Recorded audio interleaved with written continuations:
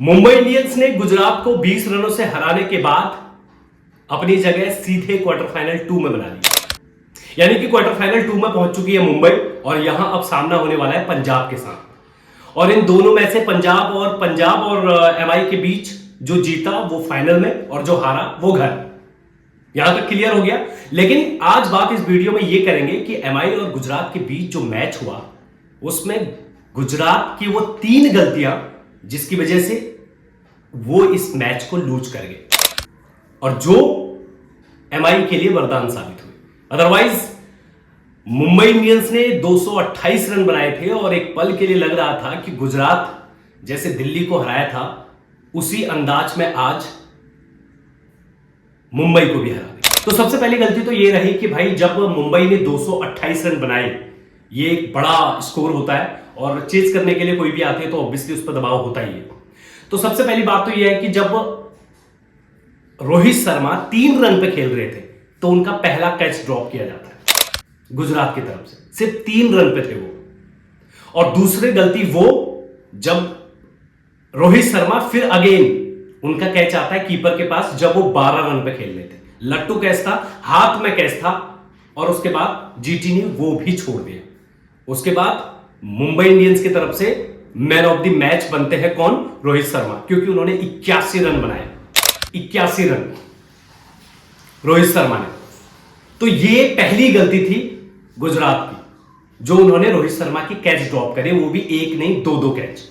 दूसरी गलती ये कि भाई जो दूसरी सबसे बड़ी गलती ये रही कि भाई शुभमन गिल दबाव में आ जाते हैं और दबाव में आने के बाद मतलब वो स्टार्टिंग में जिस शॉट पे वो आउट हुए, एलबीडब्ल्यू हुए, उस शॉट पे वो जैब शॉट मारते हैं, अधिकतर बाउंड्री जाती है।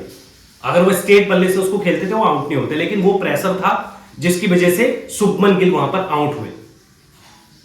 अगर वो एक पार्टनरशिप बिल्ड करते साई सुदर्शन के साथ तो मुझे लगता है कि इस गेम में जीटी ऊपर आ सकती थी।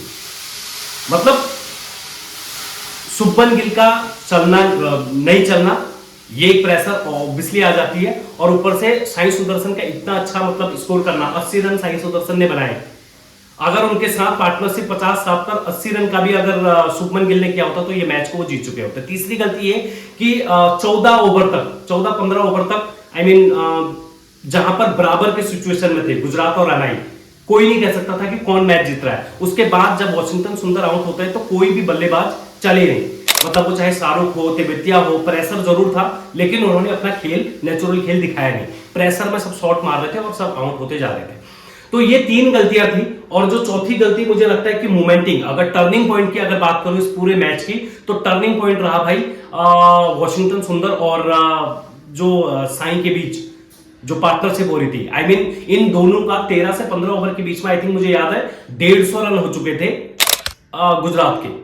और उस समय पर मतलब गुजरात का पगड़ा भारी था, गुजरात वहां से जीत सकती थी। लेकिन फिर आते हैं अपने जसप्रीत बुमराह भाई।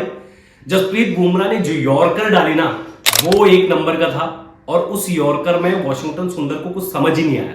वहां वो आउट होते हैं वॉशिंगटन सुंदर और उसके बाद धाराशायी हो जाती है पूरी गुजरात की टीम, क्योंकि वॉशिंगटन जसप्रीत बुमराह को लाते ही इसलिए हैं हार्दिक पांड्या कि उस समय पर एमआई को विकेट की जरूरत होती है। और पोस्ट मैच के बाद भी उन्होंने कहा है कि भाई जसप्रीत बुमराह इसमें हार्दिक पांड्या ने कि जसप्रीत बुमराह की जब जरूरत होती है वो आते हैं और विकेट लेके जाते हैं, इसमें कोई डाउट है नहीं। तो मुझे सोचने की जरूरत ही नहीं पड़ती है कि मुझे उनको कब लाना है कब नहीं लाना है, ये हार्दिक पांड्या ने पोस्ट मैच के बाद बोला। और ऑब्वियसली ये हम अभी नहीं बल्कि सालों से देखते आ रहे हैं, जसप्रीत बुमराह जब जब टीम को जरूरत होती है वो विकेट निकाल के देते हैं। और यही टर्निंग पॉइंट था कल का जब वॉशिंगटन और साई सुदर्शन के बीच अच्छी खासी पार्टनरशिप हो गई थी, जीत रहे थे, बाउंड्री पर रन आ रहे थे, बैट पर आसानी से बॉल आ रहे थे। वहां पर वो बुमराह वॉशिंगटन सुंदर का जो विकेट लेके जाते हैं यॉर्कर पे, वो टर्निंग पॉइंट रहा इस पूरे मैच का।